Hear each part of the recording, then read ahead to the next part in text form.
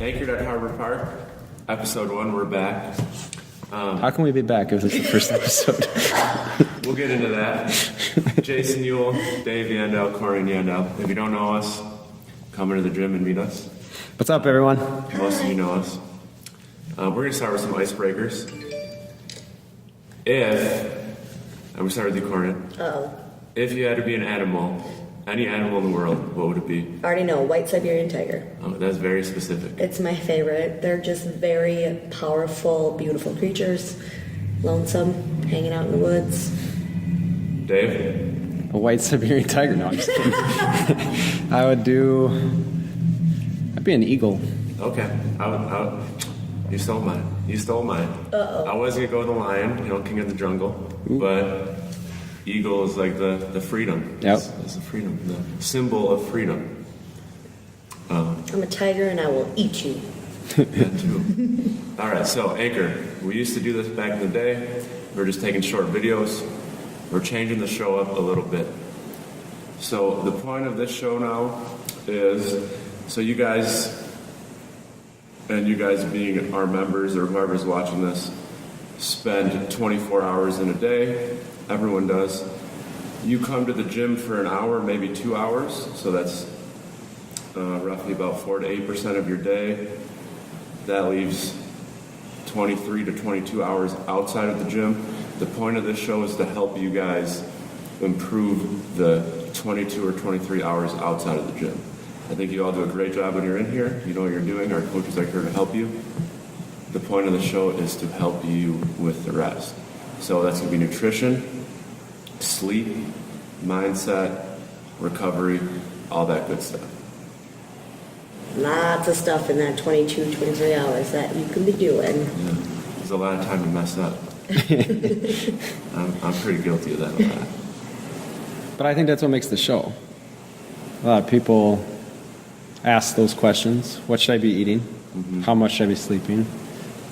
What should I be doing outside the gym? I think we do a great job of when we come into the gym, a lot of people commit that hour, and then, like you said, what do you do outside? So I like the direction that we're going to go with this. I think it can help a lot of people. So one of the biggest things I like to tell people is you cannot work out for an hour and then go eat a whole pizza. That was my downfall. You can't do that. No, that was my downfall. So Correct. Yes, worked really hard for that hour. Everything I did outside of that hour ruined what I did. So. Okay, back to the drawing board then. And I mean, this will really work well because we all kind of have our own specialty. Corian's you've been really focusing on nutrition a lot. Yep. Dave's been the mobility man for 2.5 years. Yeah. And I've really been focusing on process and mindset. So the goal is we are just going to on a weekly basis give you guys a ton of useful information to hopefully take your life, kick it up a notch in terms of health and wellness. That's the point of this. We just got done with 18.2. We had a blast. You can see some Hawaiian themed stuff if you're watching. That was great, but at the end of the day, we're doing this for health and wellness so we can stay out of the nursing home. Yep. And that's a lot more than just coming to the gym for an hour. Yeah, we want to focus on longevity of life. So what is going to improve people over the next 10, 20, 30, or 50 years? Because it's definitely great to be young and to be fit and healthy, but man, watching some of our Masters Division athletes that are just crushing it because they have either embraced it early or they're embracing it now and they're healthy and they're doing things that most people don't at their age. We want to continue growing that population. I have two very real examples, one being me. I have 3 herniated discs right now and a pinched nerve. If I wasn't in such good shape, for the past month, I don't think I'd be able to move. I'd be sitting on the couch, every single day. I wouldn't have been able to work. So a lot of people kind of, imply that the workouts caused my back issues. Even if they did, the benefits I've got from the workouts and my lifestyle changes have outweighed it so much that I've been able to work through, a debilitating injury. The other very real example is one of our members, my Aunt Carla, who she asked to be anonymous, but I guess that's out of the bag. She called me one day, and she had her yearly health screen, and she had 2 moderate risk indicators and a high risk indicator. All 3 went down to low risk, and we have You're good. We have a very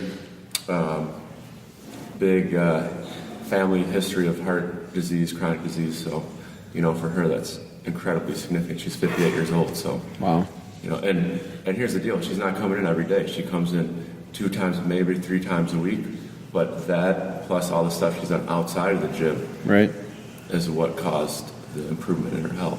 Right. Yeah, I think it's a huge difference too, because just being healthy or fit, you have even if we don't do the extra stuff, we do have just a general different mindset. You're not going to let these injuries get to you. You're not going to let them kind of make you bedridden. Those who are already pretty inactive and then they get an injury, it's all consuming for them, and then they just go down this rabbit hole of just being in bed and being immobile. And I've seen that. I've seen it in my family. I've seen it in my old profession, and that's definitely not somewhere I want to be whatsoever. So Yeah. I think the world is changing slightly. I see a difference in, like, maybe how the mindset of people. They're starting to realize that health and fitness is important, diet is important. I just feel there's just so much misinformation out there. Yeah. It gets people so confused. Like another example would be with my brother. He texts me. He's younger than I am, and he's got high cholesterol. My other brother has high blood pressure. I tell him all the time, you got to do more than what you're doing. And they're like, well, I'm going to the gym. And I'm like, well, it comes down to your diet too. What are you doing for that? And I'm eating healthy. I'm like, okay, so break it down for me. I'm eating all this, the whole grain, the low fat, this. And I'm like, no, you're doing it wrong. And no fresh foods. Yeah. No Right. He's like, homemade meals. I'm doing the 100-calorie packs. That's low fat, but I'm still gaining weight. And what's going on? And I'm like, it's the sugar. Yeah, processed food. Processed food. It's your diet. I won't lie either. When Dave and I met, he was always a gym rat, I'd say, and I was not. I definitely had to be dragged into the gym because until I found CrossFit, I just didn't enjoy it. But our idea of eating healthy was, okay, I'm going to switch from a full bagel to bagel thins, or I'm going to do the 100-calorie packs, and I'm going to do all these things. And then I wasn't losing weight, and I was so frustrated after like a year, and I was like, what is going on? And I think that's what really propelled me to really start paying attention to nutrition and really figuring it out. And so you can't be mad at yourself, because nutrition, health, and wellness is a very broad spectrum with a lot of paths. And I think the problem becomes there's too much information. What do you listen to? Mm-hmm. So, Steven's just doing what, he thinks he can do, but it's just not the right information for him. Yeah, and here's the other thing is about sleep. I think the statistic is like 70 or 80% of Americans are sleep deprived. So when they say you need to get 7.5 hours of sleep a night, people think that's like, okay, if I go to bed at midnight and I wake up at 7:30, that's 7.5 hours. You got to assume it's going to take you 10 minutes to fall asleep once you actually lay down in the bed. Right. Plus, that 7.5 hours is quality sleep, deep sleep. You can estimate about a half hour to an hour of, kind of restless sleep where you're turning and all that stuff, rolling over. So really, if you're laying down from midnight to 7:30, you're probably getting 5 hours of sleep. And that's classified as sleep deprived. Really what you need is you need to go to bed. If you're going to bed at midnight, which is way too late, but for my example, just so you can understand, if you're going to bed at midnight, you just sleep until 10, and that's going to be your 7.5. So 10 hours of sleep equates to 7.5 good hours of sleep. You heard him, Dave. I get to now sleep till 10.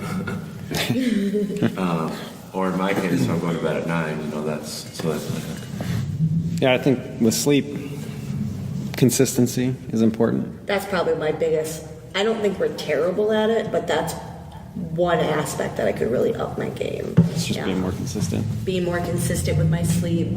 I definitely am a snooze hitter, and I'm okay with that right now. But I toss and turn a lot, and I'm terrible at my phone being next to my bed, and I've read all the studies that, that screen and that blue light and everything else. So that's something I'm trying to get away from, but it just hasn't. Yeah, they say your room should be pitch black. Blair actually duct taped a sheet over his windows, and his light switch had like a tiny glow. little light on it. He covered that up. Yep. And then he has the eye covers, and yeah, there should be no, you shouldn't bring your phone in there, but then obviously that's most people's alarm, so you kind of need it. Yeah, when Dave and I were on third shift, we had blackout curtains, and they definitely helped, and we actually still have them. So come summer, when it gets brighter earlier, we'll probably utilize them. But I don't know about this whole no TV to go to sleep.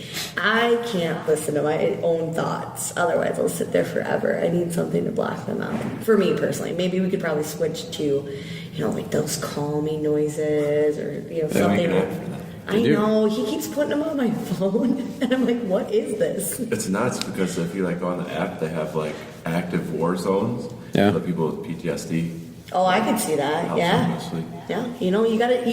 The biggest thing is finding also what works for you. What's going to work for some people will not work for others. Whether it's just not their rhythm or they're just not ready for it yet. Right. Like if you told me tonight, Corian, you're going to start with a blackout room, no noise, I would have terrible sleep for a whole week. But if you ease me into it where, okay, you're not going to touch your phone after a certain time, you're going to, turn down the volume on your TV or pick something that's more calming, and then you're going to switch over to those calming apps or whatever, that's the route you want to go. And then you'll find what works for you. Yeah, I agree. Yeah. I think that's maybe what people, even with fitness, think it gets overwhelming because they have to change everything. Right. It's nutrition, fitness, everything. It's a baby step thing. If you come in here and you're drinking soda, and that's usually a question I ask somebody if one of their goals is to get better with nutrition. I ask them right away, let's talk about it. What do you eat? And then first thing I'll ask is how much soda do you have?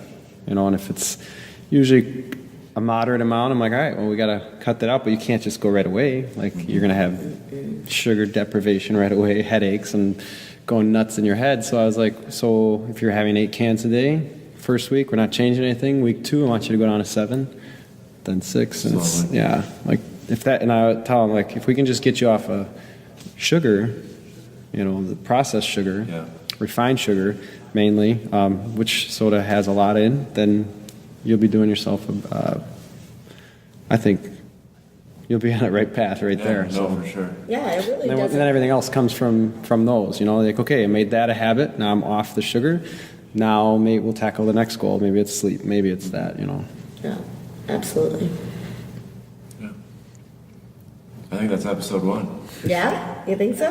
Yeah. I like it. I want to ask. So in case there's a couple people who don't know us, or maybe they get in after we've started this episode and then they start watching it, what is any of your titles, specialties, or whatever, Jay? Jason Neal, head coach, co-owner. Right now, pretty much focusing on athlete and coach development. Coaching a little bit, not too much. I am currently really excited about process-driven goals and, productivity type things. So, how people have the goal of, say, lifting X amount of weight in a given lift or making it to the CrossFit Games. I'm more concerned about how you're going to get there. Because that's what you can control. Yep. If your goal is to back squat 500 pounds, you can't control if that happens. You can control what you're going to do to make it happen. So that's true. That's what I'm kind of excited about right now. Awesome. Dave? Repeat the question. Who are you? What are your specialties? And what, All right, so Dave Yandel, part co-owner. My role here is more of operations manager, kind of doing a lot of, like the setup of this show. Yeah, I would have no clue how to set any of this up. So a lot of the computer stuff, like the behind the scenes, some of the marketing emails, stuff like that. I focus, what gets me excited is focusing on our clients and interviewing them, doing a lot of videos with them to just showcase their, things that makes them them. And then as far as coaching, I guess my passion there is huge on injury prevention and mobility. Yep. So I just take that to heart because that's where I came from. That's, I dealt with an injury for a year and was still coaching, but I was unable to lift. Mobility and really taking care of my body helped me get back to it, and now I feel like I'm, my PRs are going up. I'm getting stronger. Finally going through the open here, and I don't feel like I'm going to die for the first year. Yeah, I'm really excited watching you in this open. I think you're doing really well. Yeah, that'll be a different episode. But I want to talk about. We'll talk about mindset, but and how I'm dealing with that. Maybe we can all talk about how our mindset is, but that'll be a different episode. But yeah, some mobility, and then teaching people that okay, you can't overhead squat, but if you take care of your mobility, and we can figure out what is the issue for you, and then get you better, and then all of a sudden, that's where we're going to see you. Right. So what's really cool about that is, when someone struggles with something like an overhead squat, and then they finally get it. Yeah. That's what's really rewarding. Life-changing for them. Yeah, that's fun for me. Okay, it's your ankles. No, it's feel it in my back. No, it's your ankles, and then they start working on that, and then you just see them progress, and that's what's huge. Yeah. Or I have an injury. Okay, don't worry. It's just some mobility thing. We can work on it. Show them something, and they're like, "Oh, that relieves everything." It's yep, keep it up. Yeah. And then watching people kind of take care of themselves without even have to ask anymore is kind of cool. So. Yeah. What about you? Corian and Dave, co-owner and co-founder. My passion has really been driven for nutrition and working with people to help them understand what food does for them. I think that it is a huge hole in our community and our culture about what food really is, because we're just so used to going through the grocery store. You just pick things off the shelf, and this is what I eat, like you said with your brother. It says it's 100 calories and it says it's healthy, but it's really not always. So I love working with new people, getting them comfortable. I love touching base with all of our members and making sure that they are hitting their goals and always striving to make new goals. But my favorite thing is hands down talking to people about food. I do it all day, every day. And your new program, helping people with health coaching. I never thought food would be my thing. I'm not gonna lie. I like eating food. I love eating food. I never thought that I would be that person that really cared. Don't get me wrong. I eat good food. I go out to dinner. I have my meals. I don't count macros. But I love understanding what the pros and cons to that are. If I have this cupcake, what's that going to mean for tomorrow? Right. And finding that balance. Life is all about balance. You should enjoy life and still be able to hit your goals. So that's what I really love. I agree. Yeah. Cool. All right. Is that a wrap? I think so. That is anchored in Harbor Park. Yeah. So, episode 2, probably after 18.3? I think so. Sometime. I have one real quick before we go. So we're not wrapping up again. We never get How about this? Just my question. You saw the release of 18.1 and 18.2. What was, not personally, but what was the maybe most inspirational moment from a member that you saw in the gym? By far Maggie. Yeah, I love watching In both? her. Or just today? But both weeks. Yeah. I mean, you can say I not have the to same think about person. But 18.1, but 18.2, just watching her, she had, 10 seconds to get the last 2 burpees and then attempt to clean. And, she did it. how did you feel when you got done with the burpees? Hated life. You both laid on your back for I was outside rolling around on the ground. I saw her run outside. stood up because I knew laying on the ground wasn't going to help. Right, so Maggie had 2 seconds and she stood up and Picked up that bar. Yeah. and she didn't make it, but she was so close. Yeah. What I really love is seeing the throwdowns, the people coming out and watching those on Thursday night, the energy in those buildings that we've had with the throwdowns. That's been fun, and I really like just the encouragement I see from all the members and everybody giving 100% effort. And some of these people in here, a lot of them, this is like their first competition ever. So Yeah. Here comes the train that's right behind our building. I think that's it now. All right, we got a train. All right. All right, guys. See you next episode. Bye. Bye. Later. Thanks for listening to Anchored at Harbor Park CrossFit. If you would like further information about our programs, visit www.harborparkcrossfit.com. We hope you'll tune in next time.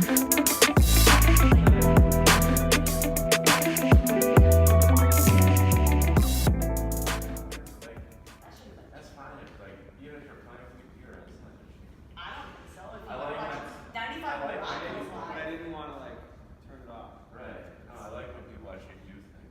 We could totally hear Dusty rowing. I could. I couldn't. Not a lot, but in the back, it sounded like It wasn't bad though. it sounded like waves of an ocean.